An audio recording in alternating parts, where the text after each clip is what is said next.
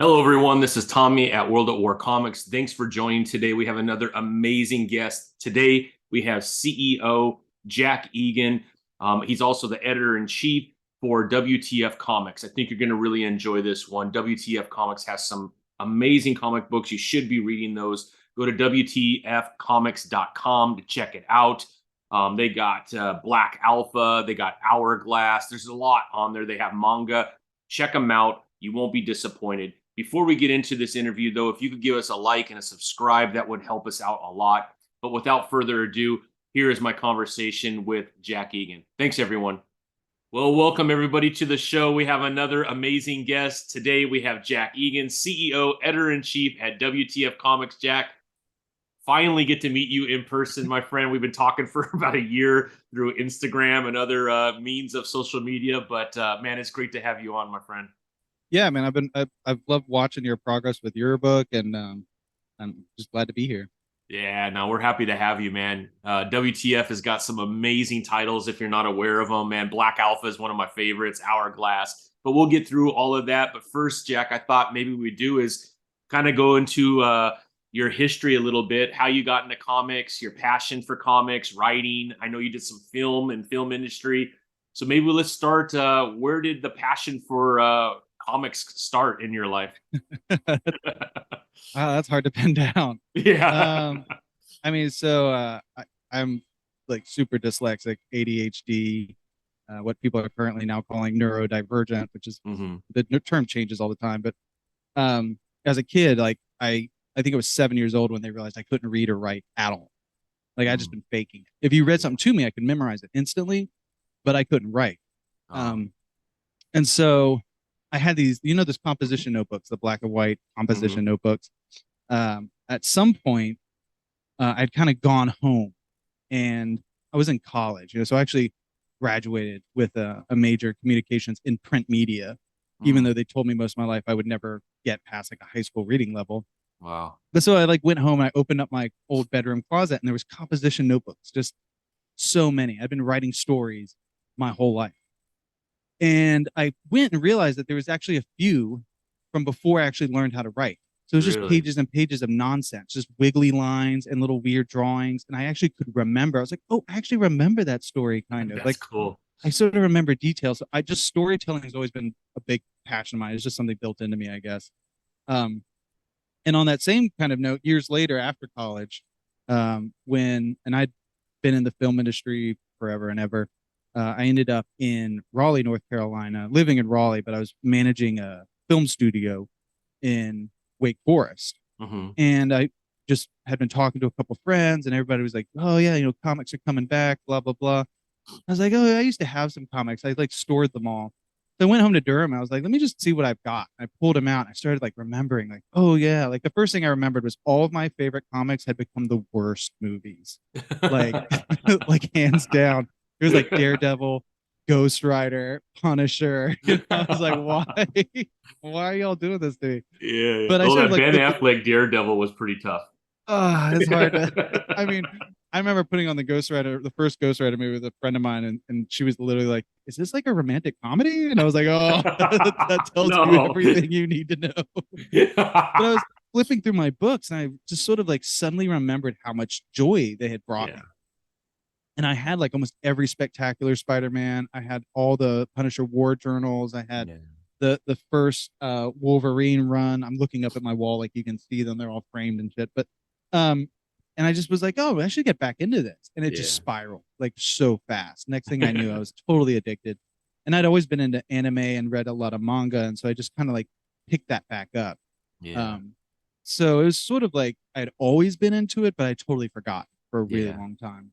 Yeah. And then Yeah. sort of flash forward, Jeff Messer and I had been talking with my business partner John Jones about entertainment stuff. I'm still heavily involved in TV and movies, and Jeff and I kind of bounced back and forth and came out with this idea of a TV show. If you ever saw Inside the Actor's Studio Hmm.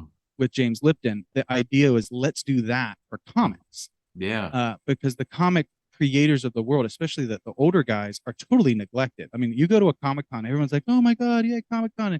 That's one weekend, and these guys only do maybe six a year. And for a Yeah. lot of them, that's their entire income. Like a lot of Yeah. them don't work anymore. They, Right.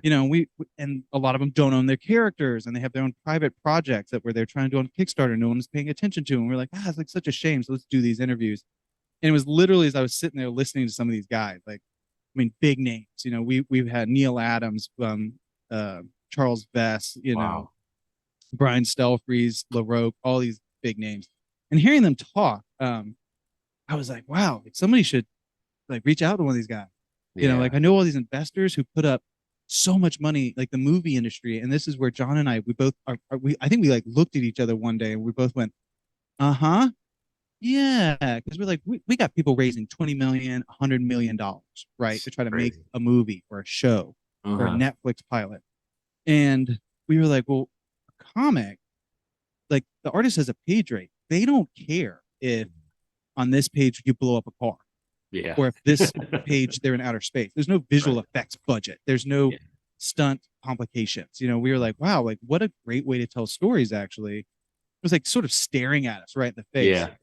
And so it all started with this, like, well, we'll do one book. Like, maybe we'll find someone who needs to translate a book to English, and we'll do that. And so we did one book, and then John pitched an idea, and I was like, well, I have like scripts. Like, I mean, I also wrote in the film industry. It's how a lot of times I've made my rent Mm-hmm. was either ghostwriting or doing spec scripts. So I had a like file cabinet full of scripts that I was turning into self-published novels just out of boredom. And I was like, well, that's like nobody's reading them. And also, I love novels, but it's just not as interesting. I want Yeah. to see it. Yeah. So it spiraled again. Like it just turned around things. We're like, oh, we'll do one book. Oh, we'll do two books. We'll do three books. And now we're having to turn people down. Like we have people Yeah. constantly all over the world, which is one of the things like you and I were talking about before we started, was like the internet is so amazing because you connect Yeah. with people you don't actually know or see.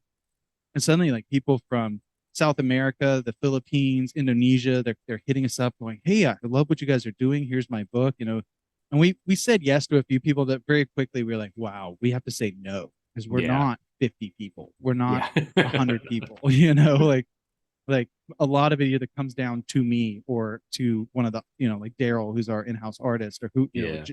it spirals so fast. So yeah, I mean, I've always loved comics. I just didn't, I guess for a long time, I didn't realize anybody else cared. You know? Yeah.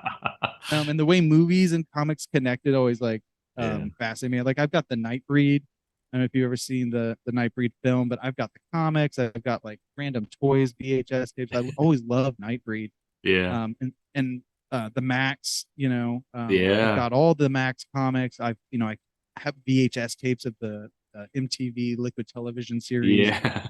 and stuff like that. Oh, And I was like, Max was oh, so amazing, man. it's such a cool idea, and it's such an underrated book. It Yeah. really is.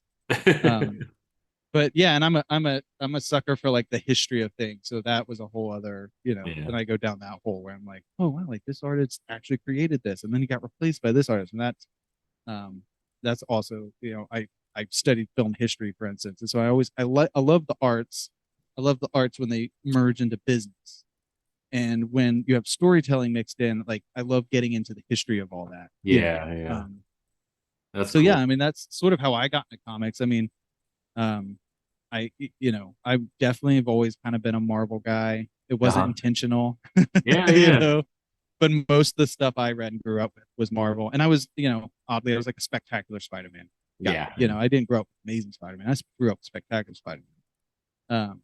DeMatteis, for instance, J.M. DeMatteis, like Yeah. his work, like I got to know him from when we Yeah. interviewed him, and Oh, that's I've cool. tried to stay in contact on Facebook, and like that was also a revelation that as we were interviewing people, I realized there are people in my head, and I think maybe this is true for a lot of fans. You pick up a book Hmm. like as a kid, you're like Jack Kirby.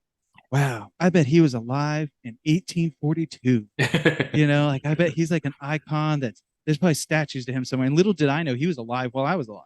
Like I Yeah. Yeah. could have gone to a Exactly. con and met him. Yeah. And you miss those things, and you sort of like, oh, holy shit, these are real people. They're Yeah. still out there. Yeah. I can meet them. I can learn from them. And so that really like that spawned part of my Yeah.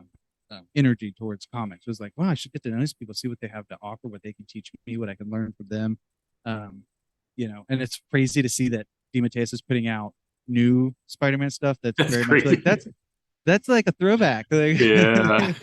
like the last or the Last Hunt or whatever his new Yeah, version yeah, of the Craven thing, I was like, dude, really? We're going back to that? Hell yeah. yeah. Hell yeah. That's awesome, man. Yeah. No, I mean it's incredible to, like you said, to be able to meet some of these folks that we grew up reading like that, and then to be able to interview them. I think that's really cool. Well, like you said, there's some of these people, man. There we could have met them, Yeah. and we just didn't realize, right? That in our mind, we're like, man, these are giants in the industry, and they started in 1850 writing comics, and that's not the case at all, right? No, yeah. It's fascinating too that it's had such a huge impact culturally, Yeah, and it yeah, for hasn't sure. really been around that long. Yeah, really not. I mean, right, 19 probably 40s, 30s. Yeah, that's kind of when like the comic market really took off. I'm trying to think of there's God's Man is often Hmm. referred to as the last or the first graphic novel ever created. Yeah, And I think that's actually like from the 1920s or something, yeah, or hmm early 1900s. And they're using those wood carving presses yeah, to put the image down. And I've heard other debates about what the first graphic novel or comic is, but like yeah, it obviously didn't really take a hold. yeah. And then seeing what happened with Marvel through the 90s really, hmm that such an iconic company today, the idea that Marvel could go out of business sounds so crazy, right? You're like, Yeah, that's not possible. But yeah, it was a very real problem that they were like, we may shut our doors forever. yeah, yeah. um and I did see this thing. I always love to point out that like people don't realize apparently that Blade was one of the main reasons they were able to keep their doors open. Yeah, wow. Everyone's like, what was they talk about the first R comic movie and like they don't even talk about Blade. And it's like, dude, Yeah, Blade saved Marvel apparently. yeah, And I think that was really when Marvel went, hold up, like we can make way more money making movies. And it yeah. took them a long time to get here, but and I don't know. I do debate I feel like sometimes we might have hit the peak, Yeah. when we had Endgame, we had this like great build up. Yeah. I don't know if we'll ever see that kind of peak again. Yeah, I mean, when you're pumping out billion-dollar movies every single year, I mean, that's pretty impressive. And now it's like a complete failure if you don't hit $1 billion, which Yeah. sounds crazy to me. But when you have projects that are costing $300 million and then you split 50-50 with all the movie theaters, I mean, you've If got that, to pump if that. out, yeah, if that, you got to pump out 800 million, 700 million just to break even, right? So it's a crazy industry right now. Money is being thrown everywhere. And, I'm not sure that's good in the long run, right? The Flash just got pulled from thousands of theaters because Yeah, that's they're just losing crazy. money trying to run it. It's a $300 million movie, and like I Yeah. think theaters on average, because I went out and got a job as a projectionist when I realized film was going to die. I was like, they're going Yeah. to replace all the film projectors, and I just wanted that experience. I'd worked with film, but I was like, I really want to like go be a projectionist. So I picked up a side job when I already had Mhm. two jobs. But I realized the theater, the guy who owned it, was telling me, he was like, yeah, we only make like 5 cents on or like 20 cents on a ticket sale. I was like, Wow. what? He was like, and sometimes I can get like $1.20 on like a $10 or $15 ticket. That's I was like, crazy. what? He was like, well, that's why you go in the movie theater and you're like, why is my popcorn $15? But Yeah. that's the only way we can stay open. And that's when like, okay, let's make pizzas, let's add beer. Yeah. That was just them trying to figure out how to stay alive, how to stay open. Yeah. And it's like, yeah, now you've got like people are like, you didn't make $1 billion on your movie, it's trash. It's like, Yeah. okay, that sounds crazy, but yeah, you spend $300 million, Yeah. like, Yeah. and That's then crazy. you're like, yeah, how's our education system? Can we maybe Yeah. like, how did we come up with the money for another iteration of Spider-Man or Batman, but we Yeah. can't like, all right, okay. Yeah, And I that's a haven't seen whole The other Flash. topic, man. Boy, we Yeah. can go forever on that one, man. I'll try real hard to keep my Nah, the political all good, dogs at man. bay. All good, Jack. All good, man. I, So, with comics, right? You have this history, you went in through film. Where did WTF start with you? COVID. COVID. COVID. We had a COVID couple sprouted friends. a bunch of comic companies, I think, man. Yeah, it spread all sorts of wild things. I mean, for me, it was a whole life changing experience. Like basically, when I came out of COVID, I had walked away from the film industry. Uh-huh. I had become a single dad. Yeah. Like I basically everything about my life had completely shifted. Mm. Um, all my priorities had shifted. Yeah. And just during COVID, it started with WTF broadcasting, really, which the idea was I think it literally started with, I was like, why don't I just stream old public domain cartoons like every Mm. Saturday morning on Facebook for Yeah. everyone? I had 4,000 followers, and I was like, I love that. I miss that. Yeah. I miss Saturday morning cartoons. Yeah. And Yeah. so it was nothing to set it up and do it. And the Mm. algorithm hadn't gotten so crazy as it is now. It's really even free stuff that you legally have a right to stream. Facebook will usually flag you for it because they can't Yeah. tell the difference. Yeah. But at the time, yeah, I was like playing the all sorts of stuff. And I was talking to John Jones, the creator of Hourglass, my business partner. And, he and I started pitching this idea like, well, we could live stream video games. We have all these friends who make web series, who do talk shows, who do, Yeah. whatever. We're like, why don't we just put that all under one thing? And couldn't we kind of automate it to just stream 24/7? Yeah. And so WTF Broadcasting, I think it streamed live, uninterrupted basically for a couple of years. Every once in a while, the stream, there would be a glitch, the power would blink or something, and we would just reboot it. But like there were times that we literally went uninterrupted for months. Wow. And I was just hooking up the hard drive and adding something else to the playlist. We had people who started shows because they're like, oh, I want to be, I could do something. I'll interview people about this. Yeah. And we had friends who were very politically active, and they're like, well, I'll send you footage from different rallies and different protests. And we were like, yeah, okay, well, sure. Um, and in there, John and I we're like, well, we're already putting out comics. Like, what we should just start a comic company. And oddly enough, and we're working on it right now. Like this is actually, I guess, like an exclusive or whatever you want to call it. But we are trying to find and lock down the artists that we really want Uh-huh. to do a book that actually is the story of WTF Broadcasting, in the sense that when we created, and this is where it gets meta and confusing, but when we created WTF Broadcasting, everybody was like, WTF, it must be what the fuck. And Yeah. I'm assuming cursing's fine. Sorry, I've been cursing like That's through the okay. show, You're but good. You're good. we actually, it was world transmission frequency. And it was because there was a story. We were like, this isn't just a live streaming thing. If you watched it, there were random clips with hidden messages. There was Mm. these sort of using stock images, things that might get picked up by satellites, put together to music, and then you would see flashes of this guy like trapped in some kind of spaceship. And the reality was there's a whole story about who actually owns and runs that signal. Oh, wow. And That's so cool. actually several of our books all take place in the same universe. Uh-huh. And we haven't explained any of this to anybody. Like you No. really have to kind of be paying attention, and you'd be like, Yeah. well, wait, who are those random dudes? Like, what is this random device? Like, and it Yeah. all will connect. And so right now, the working title that we always refer to it as is the Singularity.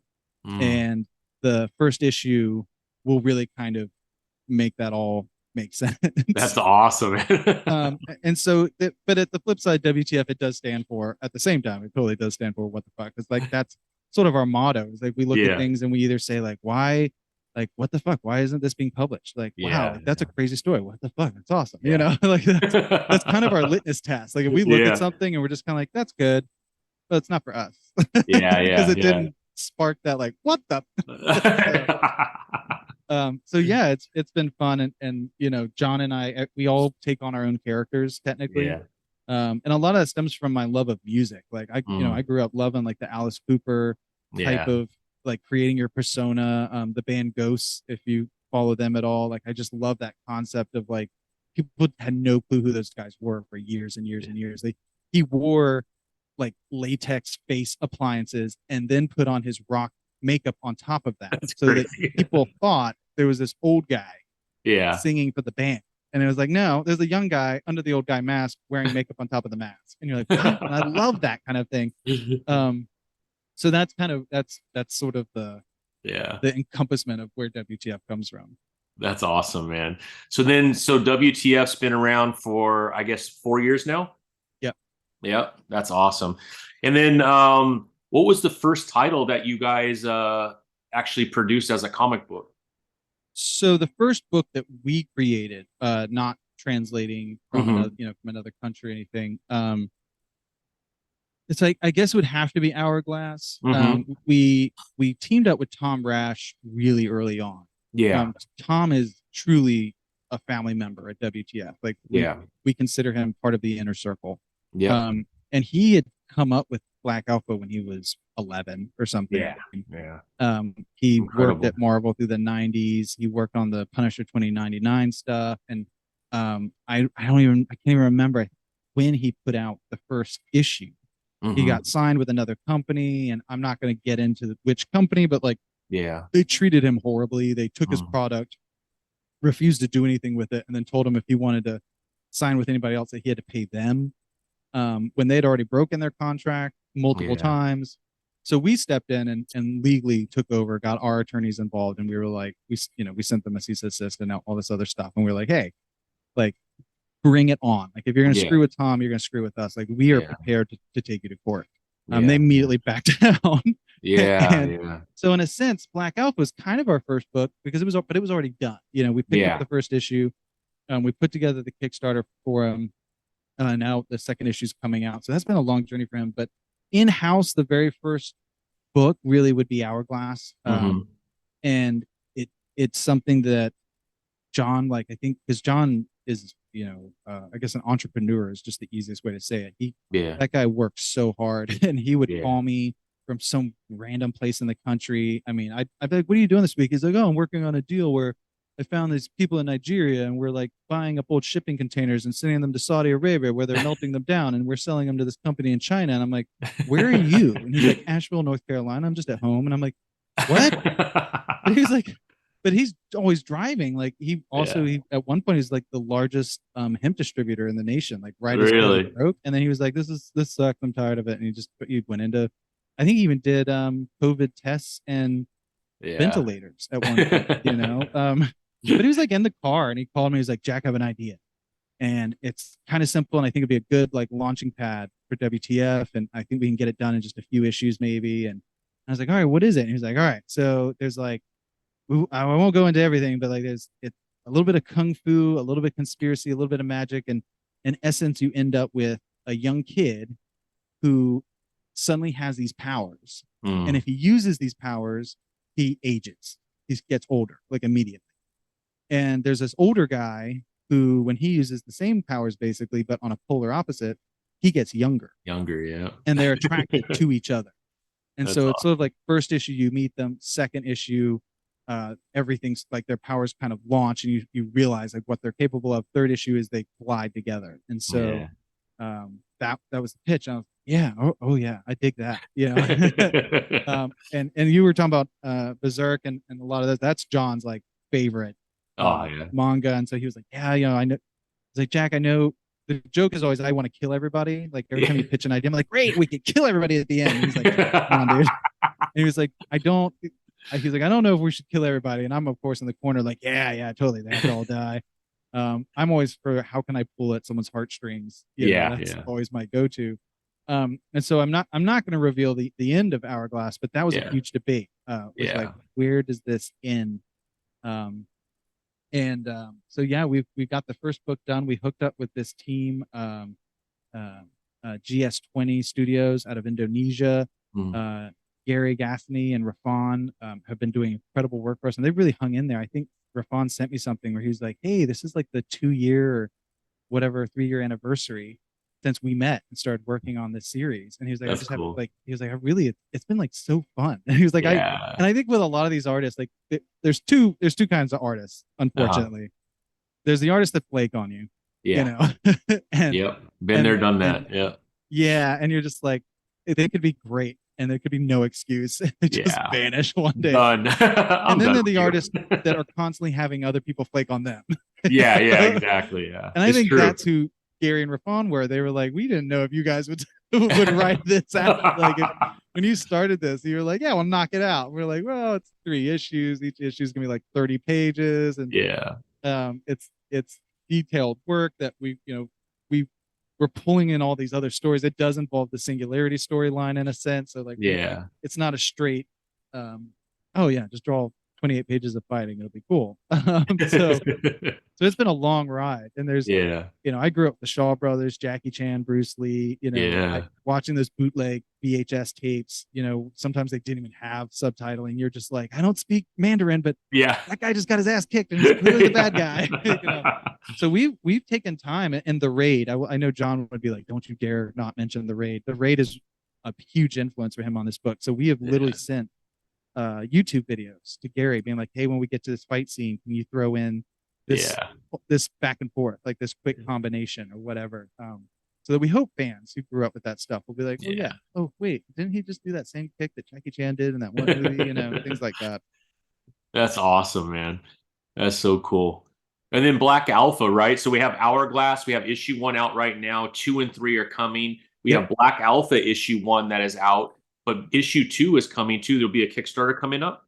Yeah, and I we had done a post like, hey, we really want to announce the Kickstarter soon.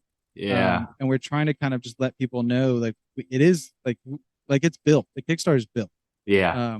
But we really learned so much from the first couple of Kickstarters we did.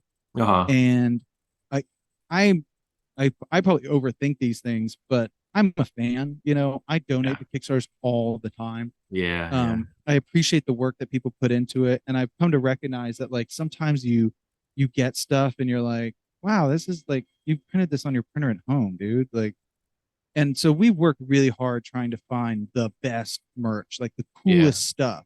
Hmm. But it is like we're doing a Kickstarter because we're raising money for the next book. So Yeah. I'm working those numbers constantly. Like, how can I give fans the biggest bang for their buck, Right. and still get to where we have the money for the second book?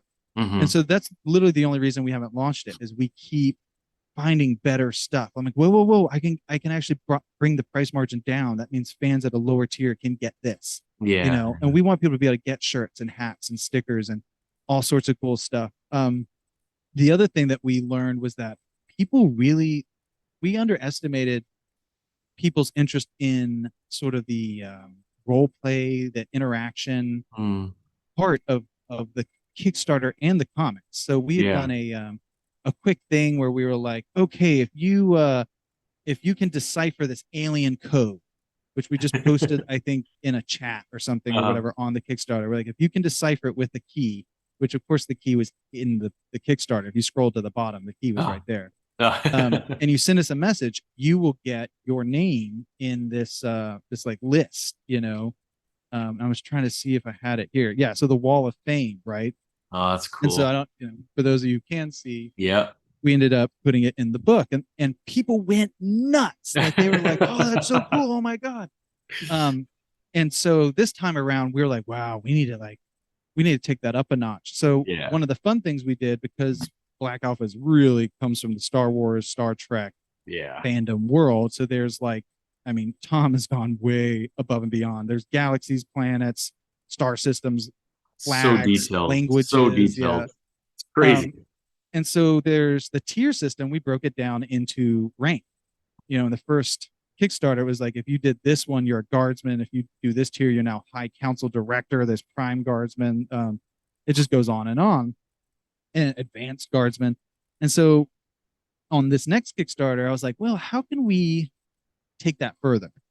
You know, and also, and again, it's how can we repay people who are being loyal, who are like really being supportive. So I was like, what we need to do is first track everybody's rank. Yeah. So we have been slowly, it's basically done, but there's a hidden page that we will open up soon on our website that is everyone's current rank. Oh, that's And then cool. we have commendations that we're adding and Yeah. stars. So like you just like you would have a 1, 2, 3, 4 star general. Uh-huh. We're adding that. And so it's this Kickstarter is like really complicated. But then we had to stop and go, whoa, whoa, whoa. We don't want people who tune into it to be confused either. We want Yeah. to simplify. So we are setting it up so that like you, if you donate to this one and you hit a certain rank, you can up your rank. And if the 1, 2 star system, we're keeping it really simple. If you do 1 star, it means you're getting this next book, number 2. If you do the same tier, but it's like a step up, it just means you're getting both books, the first book and Mm. the second book. So for people who don't have it yet. Yeah. And obviously, if you've got a star, why would you order the first book again? You wouldn't. Yeah. So Yeah. we're rewarding you like, okay, you're still going to get your 2 stars. You get the second book, boom, you're now a 2 star prime guardsman. Yeah. And we're moving that all forward. And every Kickstarter has a version exclusive. So on the first one, it was really popular. So it's this guy right here, which is Oh, sort yeah. of like novel style. You know, Yeah. if you saw a novel of Star Wars, it would kind of look like that cover. We will never print that version again, Mm. and we're doing that again on this Kickstarter. And of course, then I was like, well, wait a minute, if we do that on 4 Kickstarters Yeah. and someone actually gets the exclusive for every Kickstarter, they need a reward. Like we got to give them something. So we're really, that's why we haven't launched it, is we just kind of keep improving, and we're like looking forward to the 3rd and the 4th one, and how can we give people, a lot of really fun interactive experience. Yeah. And again, like I think Tom, like there's a lot of work to be done, in the sense like he's had this in his head, but there was definitely a point where I think he gave up. Yeah. The first book, that again, that other company had really just dragged him through some crap, and I think he just got to a space where it's never going to happen. And then as we started working together, he said to me at times, he's like, if you guys hadn't jumped in here with me, I don't know if I would have finished it. Yeah. And with that in mind, that means as we go to do the 2nd and 3rd issue, he kind of had to go, oh my God, wait, we're actually doing it. Yeah. Oh wait, where's that script? I'm not ready. I'm not ready. Yeah. And he's like, wait. So there's been those kinds of things. And again, the biggest delay was that we lost artists. Like we had artists that totally flaked on us. We had artists that it's not their fault. They actually had legitimate things happen in their private life where I would never give them a hard time about. I was like, no, that's a legitimate problem. But creating a book where you now, like, just issue 2, I think we've gone through 5 artists total. Wow. And so there's art from at least 3 of them, and we really, like, we had to be careful, because we're like, we don't want people flipping through this book and feeling like, whoa, that page looks totally different than this one. So some pages had to be sort of redrawn by a different artist to match their style. And and I think we finally have kind of, I don't want to like jinx this, but I think we finally have found a team that's working successfully. And the plan is, like, I think literally we're waiting on the last page. Once we get that last page, we're moving into issue 3. We're not going to wait, because again, we don't want to make fans wait, 2 years or something for the next book. Yeah, that's awesome, man. I can't wait. I mean, Black Alpha issue 1 was incredible. And, we were fortunate to have Tom on the show, and he kind of shared the background about Black Alpha when he was 11 in school, building out the worlds. Because when I read it, I was like, I think I did a post like this is an amazing find. I don't know why I haven't seen this comic before in my life, but the detail of the world building is next level. And then as you get to the last few pages, right, Tom goes into detail of, the different universes, the different ships, each ship and what they do. And I'm just like, who does this kind of detail? This is insane, but like, also like super addictive. Yeah, schematic. Yeah. I was like, dude, I want to know so much more about this. So it was awesome. And that really was my entrance into WTF. And then obviously we had John on, and we talked about Hourglass. And so I'm really happy. We had Daryl on, and he has his own was it Ravager? I think it's called. So Rebigen. Yeah. Exactly. So he and I linked up through a Facebook. Like, I saw a post where he drew something, and he was like, oh, I just want to find a book. I just want to do a whole book. Like, no one's hired me to do a book. And I was like, oh, okay. And I reached out. I think I have a book for you. Yeah. And we started kind of jumping back and forth. And we had a book with an ex-business partner, and we had to vote him out and whatever. And so we had done this whole book build up, and then we had to cut it loose. And I was hired on as a writer for that book. And so I get really attached. Yeah. I was really disappointed, not so much because I cared about having to remove this person, but like, I was like, that was our monster book. We kind of, we have our sci-fi book. We have our sort of like mystical kung fu book. We have sort of all these genres we're hitting, but I really love monster books. I was like, wow, we don't have a monster book anymore. And so that was the first thing out of my mouth to Daryl. I was like, I want to do a book, a monster book, but I don't want to do another Hulk, storyline. I don't even want to do a person becoming a monster. Like, I don't ever want to see anyone become a monster, really. I want to dive in, to a world maybe very much like our own, but suddenly has monsters. And I'm a big X-Men fan. So that was kind of my, like, what if these monsters are like the X-Men, like mutants, that they just exist now in the world, and they have to cope, and society has to figure out how to deal with them. So, and he was like, I love monsters. Actually, that's like one of my favorite things to draw. So he just starts sending me monsters, and I think he sent me like 12 or 10 or whatever it was, different random designs. And he was like, all right, which one do you want to use? And I was like, yeah. He was like, yeah, but which one? I was like, yeah, all of them. That's good. We'll use those. And he was like, well, no, I thought there was gonna be one. I was like, no, they're like, I think we're gonna use all of them. Yeah. And he was like, dude. And I was like, And I started sending him back. Like I took this guy, I changed this, I gave him a name, I gave him a backstory. This is who he is. This one, his name is this, and like, and I just kept. And he was like, dude, and I was like, we need a female. I need, we need. And he was like, okay.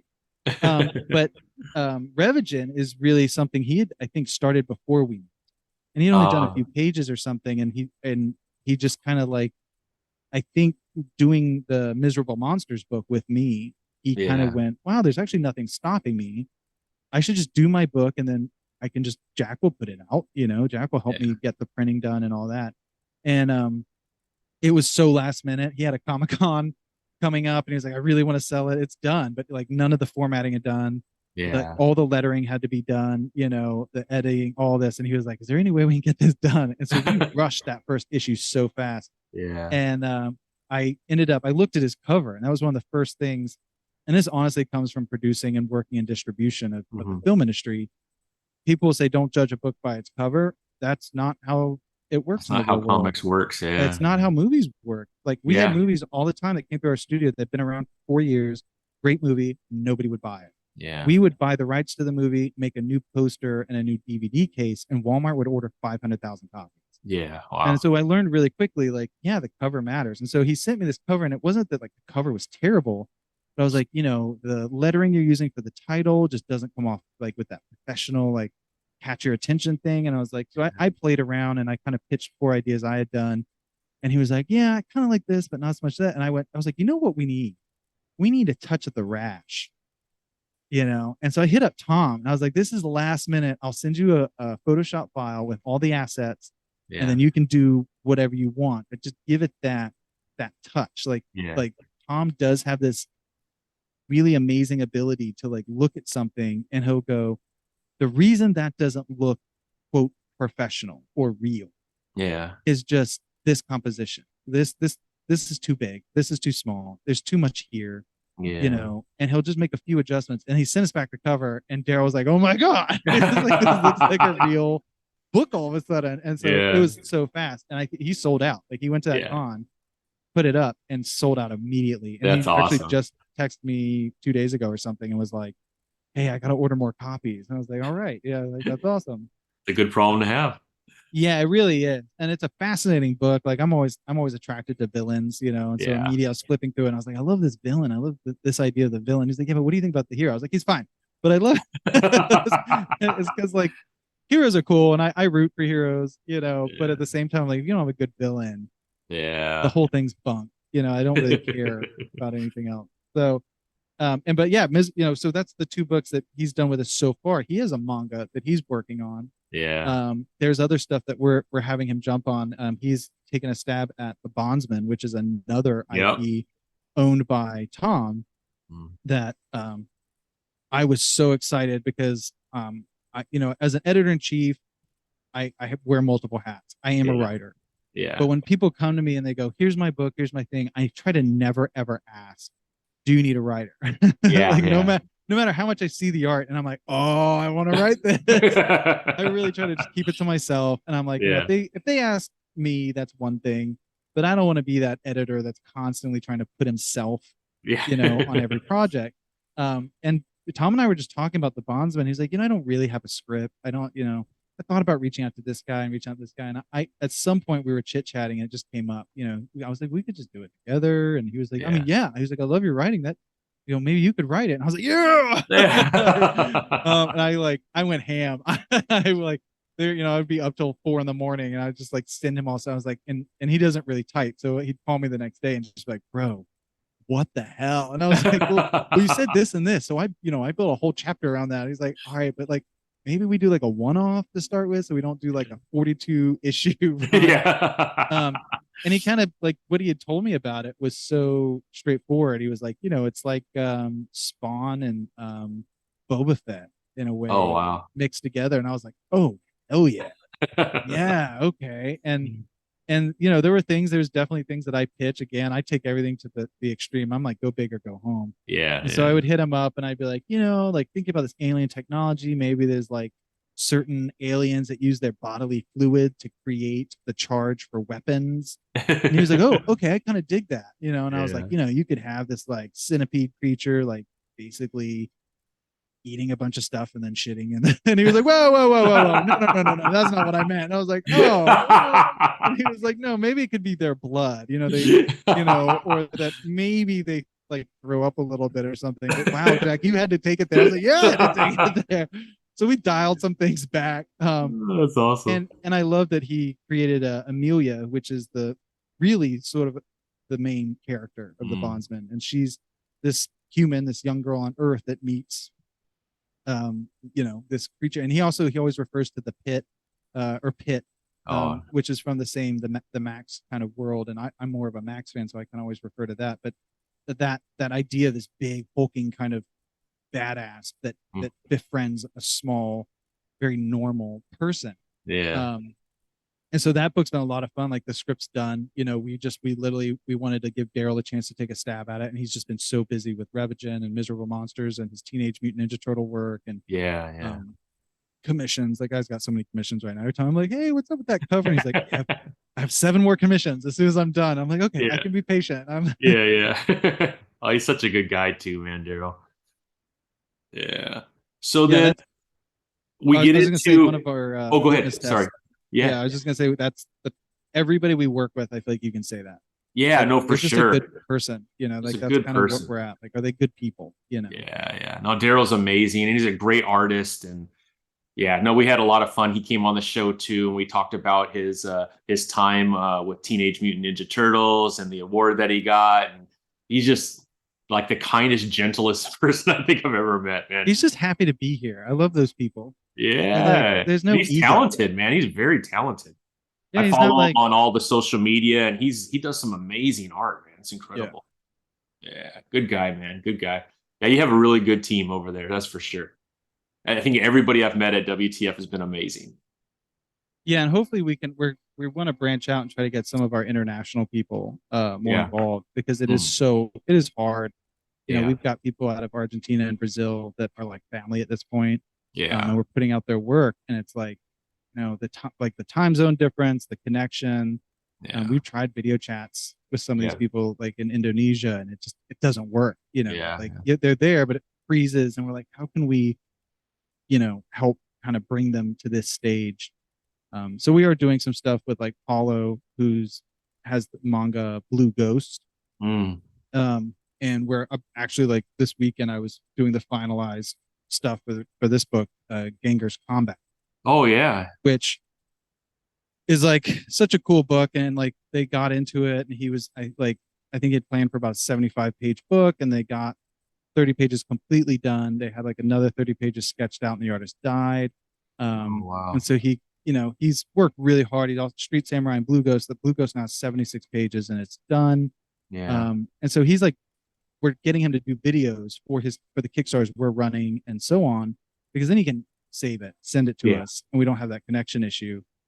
So that's one way, but we're always kind of looking for those new ways to help bring them into that spotlight, because it is about the creators. Like, the books are great, but for me, I'm always fascinated to hear their story about like how they put so much of their own money and time into this, and what inspired it. And like a lot of these guys, you're like, why, this character's funny, I like her name. Like, that's my daughter's name. Yeah. And you're like, that's cool. Yeah, that's awesome, man. Well, can we talk a little bit about Replacing Alice? Yeah, that one's it's like in the in progress section. Okay. That's an idea. It's funny. My daughter is Alice, of course, and I was like, I just want to use her name, That's cool. But it goes way back into my film background, where I got called out, sort of as a storyteller and as a writer and as a story editor, where somebody was like, like, you're tearing these stories apart, that we worked hard on and brought to you. I'm like, yeah, but I worked hard at learning how to construct these stories. You guys, some of these people you're dealing with, they are not writers. Yeah. They made their money doing something else, and they're like, I'm going to make it into a movie. And I'm like, well, you don't understand the work some of us have put into learning how to write that story and how to write a story that can then be produced into a movie. People would always tell new script writers, like, well, you need to know your audience. And the problem I often ran into is everyone thinks your audience are people who are going to buy tickets to go see the movie. That's not your audience. As a writer, you are talking and really writing for people with money.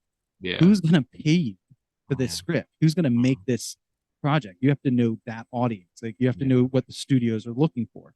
And somebody just kind of called me out one day, and I was like, all right, give me some random stipulations, this genre, this budget, whatever you want, and I'll give you a story right now that I think would be better than what you currently have. Mm. And they did. They were like, fine, and I just started spitballing things that I like, and I was like, oh, here's the story. It's like this happens, this happens, this happens, this happens, and that would be the general art. And everybody was kind of like, wait, so how long have you been working on that? I was like, I just made that up, like right now. And they were like, and it kind of ended the debate at the time. And it was just one of those things that happened in 5 minutes. It was an argument where I just sort of had to kind of show people in the room like I wasn't just bullshitting them. I knew what I was talking about. But then as time went on, weeks and months passed, it was in my brain. And the story just kind of kept turning around and around. And I started writing a script for a movie. And as I was writing it, God, this is getting expensive. And I loved everything about it, but I was like, I don't know anybody who would put up the money for this particular movie right now, unless I got some really big names attached early on and blah, blah, blah. And so I just kind of sat on it. And then I started thinking about turning it into a novel. And then as we did this, WTF Comics, and I should point out our website's WTFcomicbooks.com. I was like, well, here's an opportunity to do it. And I really have been playing with, should it be a comic or should it be a manga? And I've gone through 7 artists currently, just doing character designs. And I really, it's become a very important story to me, oddly. It's not like it comes from my childhood or anything like that. It's a sci-fi thing, but in my head, I'm like, I don't want to do it unless I get to actually see these characters, And I have one character that basically someone finally sent me a sketch. I was like, that's it. That's the guy. And so right now the guy I'm working with is a manga artist. And we're kind of making those first steps. We've done like 6 pages or something. But it is probably one of those books that we will put out, not last, because I don't know if we'll ever stop, but in a sense it is the last on my list. I'm not waking up like, oh, I got to get this done today. But it constantly piques people's interest. Like it's honestly, it's one of the things that people will flip their whole website and be like, well, when does that one come out? I'm like, oh man. Like, so I've tried to kind of put my foot down on the gas pedal a little bit and start moving that forward. It involves science that fascinated me as a kid. A lot of people aren't aware, but there was a doctor like in the 60s or 70s who basically was like, heart transplant, hard, like lung transplant, organ transplants, like switching these things out, very hard. It's not actually hard in a sense, apparently, and I'm not a surgeon, but from his point of view, he's like, it's not really hard. Chopping someone's head off and putting it on a different body. And he was like, you've got the throat, you've got some veins, you've got whatever in there, but we've got that science. And it's going to mess with you, but feel free to YouTube it. They did it with apes, with he literally did an experiment where he took the brain out of a person, set it up on a desk, and ran wires to it on I forget what you call the device, but it reads what the mind's thinking and what activity is going on. That's and crazy. He was like, you can hook the brain up basically to a battery and it's still working. What he also proved is that the brain was basically going, like the whole time. It was like freaking out. And it does seem to at some point sort of kill itself. It just says, I don't like this. Goodbye. And it shuts itself off. And so then there's videos where they did some kind of ape where they took the head off of one ape, put it on another body and woke it up. And it's reacting and they're touching the hands to make sure it's working. It's coordinated. And that was a big part of replacing Alice. I was like, wow. Where and Alice Replica, I think, may end up becoming the name of it, or Alice de Replica, just because I wanted to start playing with her name and the title. But in a sense, that underscores sort of what's going on in that story. I'm a big Alita fan, Battle Angel, that kind of thing. I like cities and worlds that are part of the story. I don't know if you've ever seen Dark City. That was always I haven't. That was a big one for me. I think it is based on a graphic novel. It came out in the 90s. It's got like Kiefer Sutherland in it and Jennifer Connelly's in it, and it's amazing. It's like this guy goes to sleep, wakes up in a bathtub, and he can't remember who he is, but basically everybody keeps telling him that he's a serial killer. And he's like, I don't think I am. And the more he tries to like inspect the city at night, that he realizes he's like, where's the sun? Is it just me? Like, does the sun ever come up here? Like, how do you get out of the city? And every time he tries to get out of the city, he can't. Oh, So it's a wow. great movie, and I highly recommend it if you haven't Yeah, seen I'll it. definitely check it out. Definitely Definitely. check it out. Well, it sounds awesome. When do you think replacing Alice will be out? Oh, I don't know. That one's like I Yeah, said, like if you go to our still a work site, you in can, progress then, right? yeah, you'll see we have like available now, and then we have like featured next, and then Oh, if you okay. keep going down to in progress, Yeah. it's way down there. Yeah, yeah, Um, yeah. and that those are sort of literal. Like I will move things up based on their progress. Yeah. So you can always check our site and kind of see. Yeah. So like featured next right now, is actually probably going to get updated here soon because right now it Mhm. says FML, which is a replica de Gata, or Mm, replica Republica de Gata, mm, which is a manga series out of South America. mm. Fernando Biz, who's the artist on Hachi and Ocho, I think he has 19 volumes, and Oh, every wow. volume is at least 80 pages from what Oh, I've wow. seen. And it's a slice of life manga. And a lot of Mm. people were like, really? Like WTF's putting out a slice of life manga? And I was like, but here's the thing. When we were all flipping through it, we would see pages and go, what the fuck? And it Yeah. was because we realized it is a story that in the US, I think a lot of people may look at and go, that's inappropriate.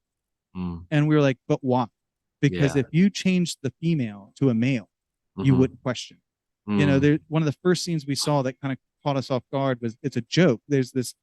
It's all about this girl who there's a teacher that she cannot get away from. Like she meets him on the bus, it's embarrassing. She gets to school, he's her new teacher. And she's like, damn Mm. it. She gets home, he's here, the neighbor. Damn it. He starts dating her aunt, and she's like, oh my God, like I hate this guy.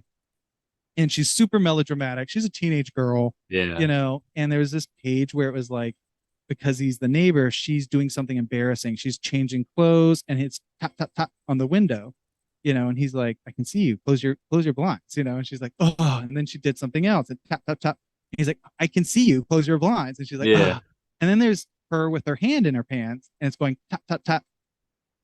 And it's not the window. It's her going tap, tap, tap, tap, tap, tap, tap, tap, tap, tap, tap, tap, tap. And he's at the window like, dude. And we were Yeah. like, and all these people were like, wow, she's naked, she's masturbating. Like, whoa, you can't do that. And I was like, but why? Like, girls go through the same shit that guys go through in a lot of ways. Yeah. Like how many movies and stories are there about teenage boys who are obsessing over sex and their parents walk in on them masturbating, they Yeah. find their porn, they yell at them for playing too many of video games, their priorities are all screwed up. Like, I gotta find a boyfriend, I gotta finish this game, I gotta, Yeah. like, why is the teacher mad at me for not doing my homework? And that's what uh the book Replica de Gata is, which basically Yeah. Bienvenidos Republica de Gata is the original title. We in the US, like that doesn't quite roll off the tongue here. So we changed the title to FML Yeah. because as I was talking to Fernando, I was like, I feel like she's constantly like, God, fuck my life, Yeah. And he was Yeah. like, that works. He was like, that's what it is. And so again, it's just a translation. We're Yeah. translating it from Portuguese. Um, or wait, was that? Yeah, I've been translating books now for the past couple of days. So it's the And Spanish and the Brazil. Portuguese. Yeah. Yeah, are Portuguese. getting Yeah. mixed up. Well, Yeah. he's Yeah. from Argentina, so it's Oh, like okay. his was Spanish. Spanish. Anyway, Yeah. and then his character's from Italy.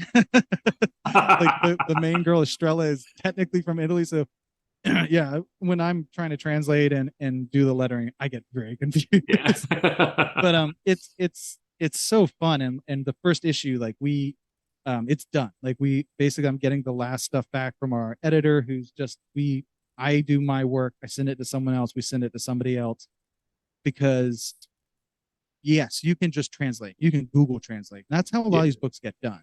And Yeah. we Yeah. see them and we're like, it's not going to do well. And it isn't because Hmm. your story's not good. It's because the translation's bad. It's Yeah. too Yeah. literal. And Hmm. I always think about Cowboy Bebop.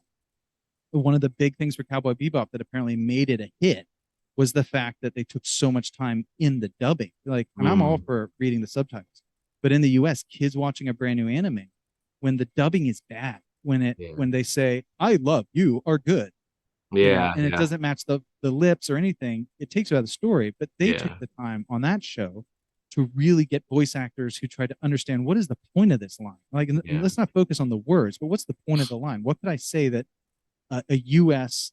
native English speaker would actually say?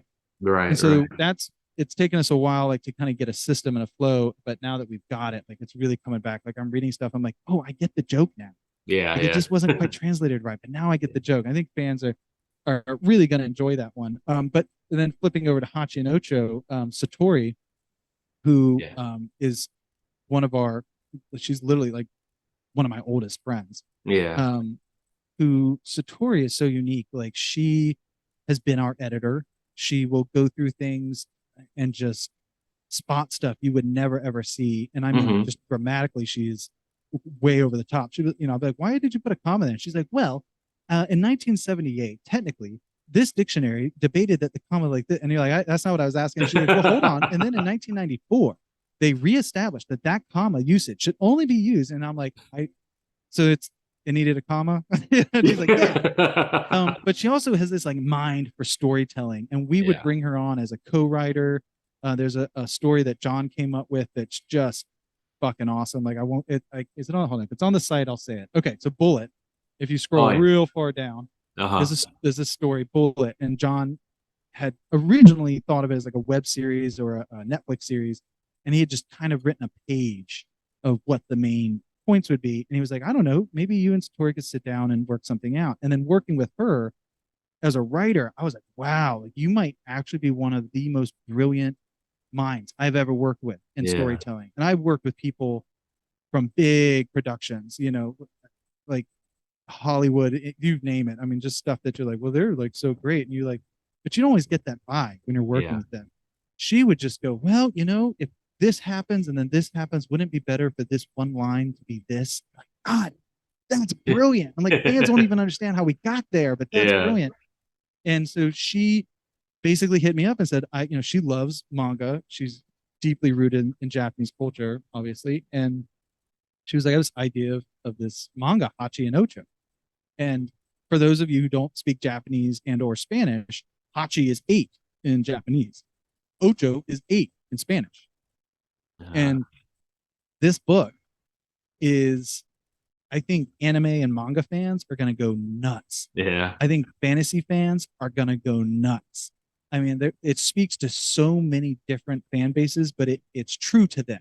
It Mm. isn't just mashing them together to try for like sales purposes. It really is a honest and truthful expression of who Satori is, Mm. and it's been so fun to work on. So Hachi is, I don't want to say too much because Yeah. Yeah. No. No. I'm just Do. a writer on it. I didn't create it, but Hachi, if you look at just the images, you'll see she's a mime. She's a Japanese. She lives in Japan. She's this very traditional kind of Japanese girl who works multiple jobs. She's very responsible. She takes care of her boyfriend. She wakes up. She cooks. She has pets that she takes care of. She does dog walking. She works at a bakery. Very responsible young lady. And her mother had given her this necklace. And she basically goes through a ritual where when she decides to go out and street perform as a mime, she does all of her makeup in this sort of ritual fashion. And then she turns the medallion 3 times. And she Mm. will not speak until she comes home and turns it back. And basically, she goes out one day and she sees this sort of uh, Mexican goth street girl, Ocho. And it's sort of peripheral, honestly. It's like she's performing her mime stuff, and a little bit starts, you see it, and you're like, she's kind of too good at being a mime. It doesn't quite seem normal. Hmm. But she, on the side, she sees Ocho, and Ocho's like trying to steal a sandwich from somebody, and they have this kind of funny, like their eyes meet, and she's like, don't steal from the people who are watching me do mime work or whatever. And then out of nowhere, there's this cataclysmic event that slams them together. Mm. And the story from there is the two of them discovering who they really are. They basically both start to realize that they aren't normal people, that the Mm. reason their name is 8, there's a reason behind it. And one of the things is like all the fantasy stuff that she has added in there that's really fun. The stuff that a lot of fans will maybe never really pick up on is my favorite. Like she's gone into detail about every 8 pages, certain things have to occur. Every Ah. 4 pages, something has to occur. Like her number work Mm. involving the characters, the world, and everything is deep. It is Yeah. really like there are times that I like as a writer, it's not really frustrating because I enjoy hearing her answer, but sometimes I'm like, oh, I got this idea on this page. We should totally do that. She's like, you can't because we're now on page 7 and we're not even page 7. She's like, we're on page 32. And then when we hit the eights of the eights times this, like that means this page has to end this way and that this and I'm like, damn, that's brilliant. Yeah, never mind. My idea sucks. Like she's like, no, we could do it on a different page. I'm like, okay, Yeah, if yeah. that's what you want to do. And it's moving along really quickly. I think we're at 20 something pages now. Oh, okay. I forget honestly because I on that one I'm very much like a co-writer. I'm brought Yeah. on really more as the editor in chief. I sort of only keep track of making sure that the funds get to Fernando on time. Yeah. Um, PayPal had this whole issue with some countries. I don't know if you ran into this, but like suddenly you couldn't send money to Yeah. certain countries, and so we had to like get money from Satori through PayPal and get the PayPal to this PayPal to Wise to send it to Fernando on Crazy. Wise, and so I was managing mostly that. So I haven't focused much on exactly what page we're on. I mostly am like, hey, I need the high res so I can put it on the hard drive. Yeah. But it just looks amazing. And there is an Instagram. If you check out Hachi and Ocho on Okay. Instagram, you'll see some of the artwork coming in there. And it's I think really different for Fernando. It's so because he comes from doing that slice of life Yeah. stuff. A lot of like drawing every woman voluptuously, and but at the same time, one of the things that attracted us to his work was we were like, damn, like his understanding of perspective is Mm. dead on Yeah. and his detail is amazing. And so even though it's like this funny manga page you might be looking at, if you really understand the art, you can step back and go, wow, what he did there though with the angle that he chose is probably the hardest one he could have chosen. Mm. Like most artists would never have chosen that. They would have been like, Yeah. oh Yeah. my God, that's gonna be too hard. Let's find another way to do this. And he goes into like, well, no, you said that this was happening in the background. So he really draws that character. He doesn't do silhouette of that in the background. He Hmm. goes ahead and truly draws them. So I think it's going to really catch people off guard. And I will say, because people are always asking, that one will be bumped up probably in terms of how soon it's coming out. Okay. We are very much putting our foot on the pedal on that one for reasons that I won't go into, but there's Hmm. personal stuff happening with some of the people involved making it, and we just want to make sure it gets done before anything comes up that could stop them from Right. seeing that first volume get done the way they want and everything. So Hmm. it is definitely going to be moving very quickly. And that's part of like the overall plan at WTF right now is we really decided to go to that.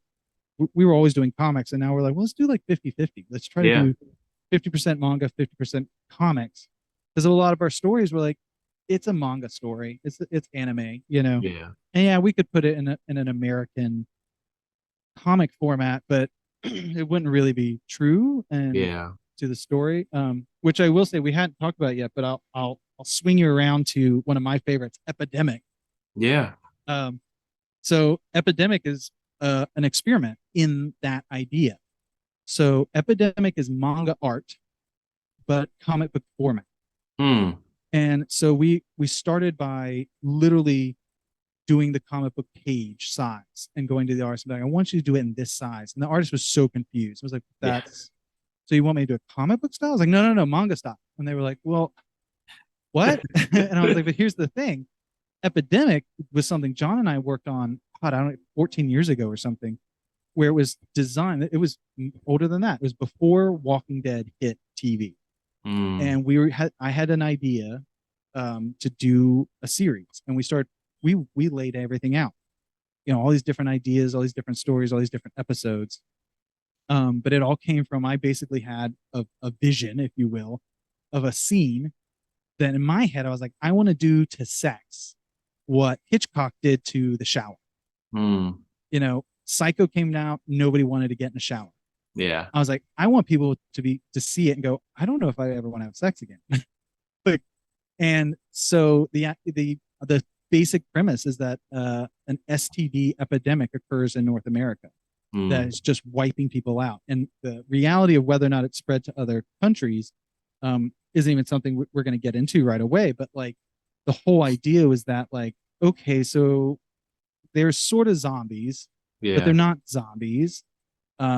it's an infection. And at the time when I really was thinking about it, that whole bath salt thing was happening, where people were smoking bath salts and going crazy and attacking people and biting their faces off. And so I got very interested in the science of that, of what the hell was happening to these people.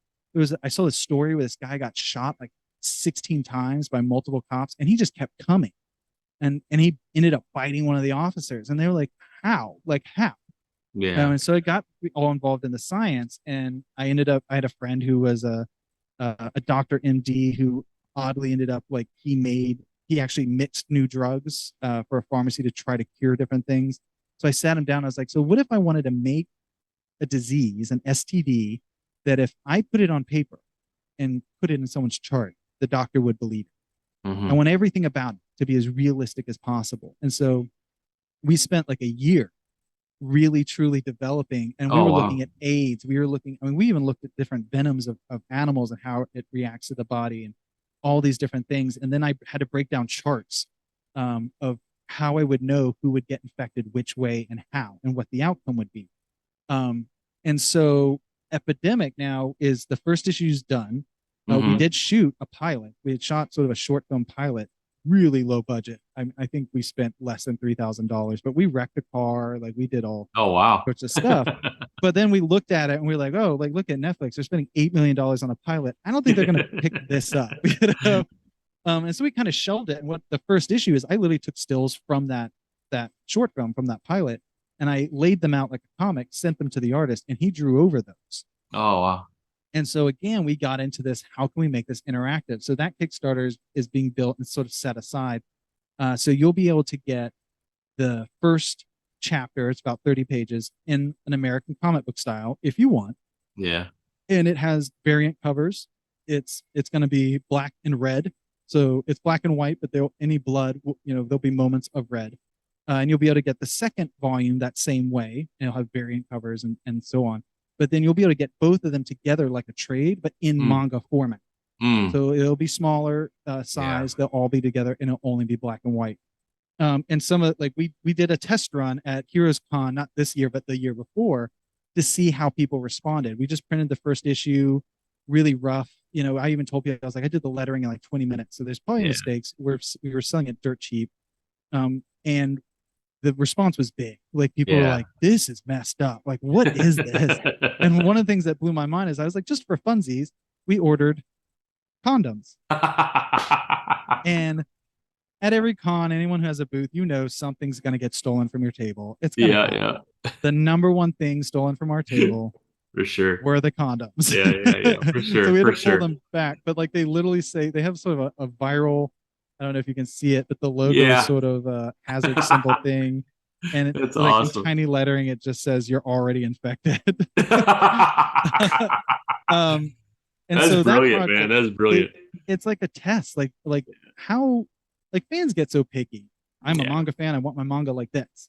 And this is a test of like, but would you accept like a mix of comic and manga? And we're really like, that's a Kickstarter that I'm so excited about. You're going to be able to get your certificate of death.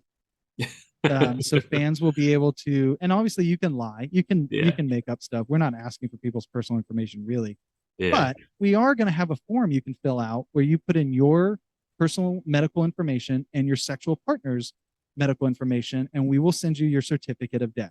How will you die? And we're just trying to warn people, like, yes, there's a very small percentage of people who can technically survive this ST, but it is so tiny. Don't expect to survive. Like, it's engineered against you. And the short film will be available to backers and things like that. That is so cool, man. What a great idea too. Again, I try to take things dark. You'll know if a project is originally mine, on how dark it is. You're like, where are there any heroes that live? No. Jack was involved in this one for sure. Did he build someone up so you really love them and then he killed them horribly and like probably Jack. That is awesome, man. Wow, Jack, it seems like there's a lot going on at WTF. Man, you guys got your hands in a lot of things, man, which is super exciting for fans. And I can't wait to see a lot of this stuff come to fruition, man. That's huge.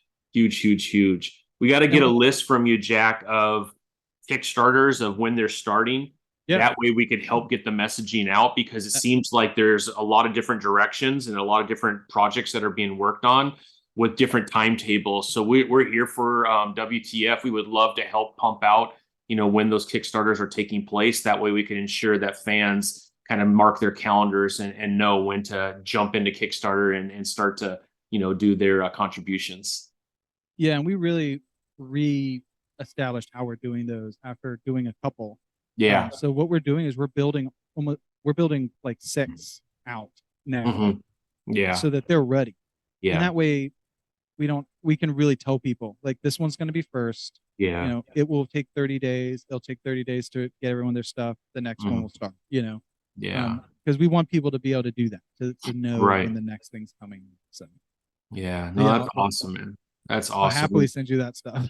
Yeah, absolutely. And you said it was WTFcomicbooks.com. You should Yep. go to that website. A lot of information, great website, easy to use. Oh, And you can find out all the information that you want on the website. Anything else, Jack, that we're missing out pertaining to WTF that you want people to know about? we are open to submissions in a sense. Yep. We mostly say no just because, again, we're a small team of people and we don't want to tell someone we can do something and then not do it. Yeah. But we take that all very seriously. We take a lot of pride in supporting the creators, and helping people bring books about that maybe other publishers would have said no to for silly reasons, Yeah. And the only other thing I guess I'd say is, like, if you're one of the big books, I think a lot of people are starting to get pumped about is Amber. Joaquin Gonzalez came to me, and if you see his work, you're going to go, that looks familiar. He has done a bunch of variant covers for other people. And he does this sort of hyper real black and white style. And I literally contacted him. I was like, have you never done a whole book in that style? I was like, it takes a long time to do this, and nobody wants to pay for it. Yeah. And I was like, well, do you have an idea for a story you'd like to do? He was like, oh yeah, but how would I do it? And I was like, well, what if I helped you? And so he basically admitted, he's like, I'm not a storyteller. I don't know how to write it. I just have ideas. And it started, it was going to be a 24-page book. It was going to be a 28-page book. I think we're at 42 pages. Oh, wow. right now. And we are trying to put it out as like a graphic novel in a sense. But that's the other one I think people are going to be really excited about. We're hoping by November that will be finished, like truly finished and ready to launch. So, and you said it was Amber? Yep.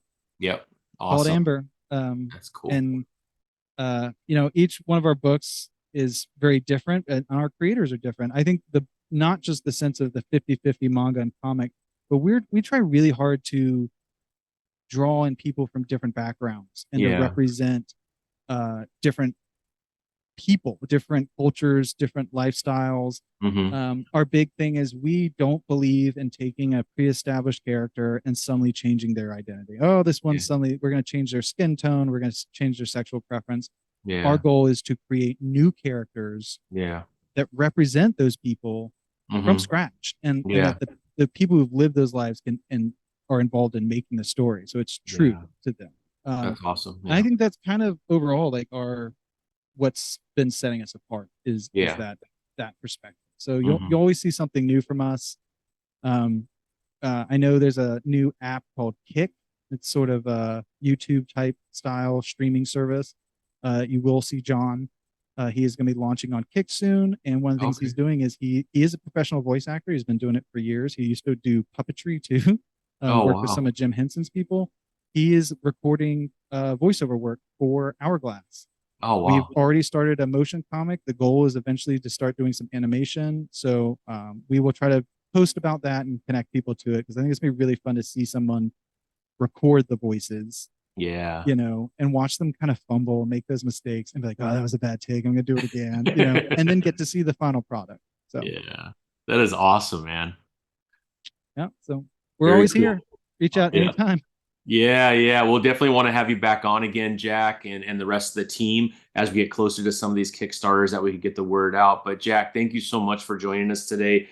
Had a blast talking to you in person. Although we go back and forth once in a while on Instagram, this is much better to see you and be able to have a real conversation, man. It's Is less typing. My thumbs appreciate it. Exactly. And I'm terrible, man. I mean, it's the same two fingers I use on a keyboard that I use on my phone. So, I will say I'm good at if I'm at a keyboard, it's so much better. But yeah, my yeah, yeah, thumbs like hurt sometimes. I'm like, yeah, oh my God, exactly. like what has Well, happened Jack, to us? yeah, exactly. Well, Jack, thank you again for joining us, man. Had a blast. Everybody, please go to WTFcomicbooks.com. Check out all the great things that they're doing. You can also follow them on all of social media. A lot of times, Jack is behind there. I found out, or John. Everyone's taking turns, but man, it's incredible. A lot of great stuff coming. Get out there and support WTF. But Jack, thanks again for joining us, man. It was quite a pleasure, my friend. Thank you. I appreciate it. And I can't wait to see what comes out from World at War Comics there. Yeah, I appreciate that. Thank you for the plug, my friend. All right, Jack, we'll talk soon, my friend. Take it easy. Thank you. Bye bye.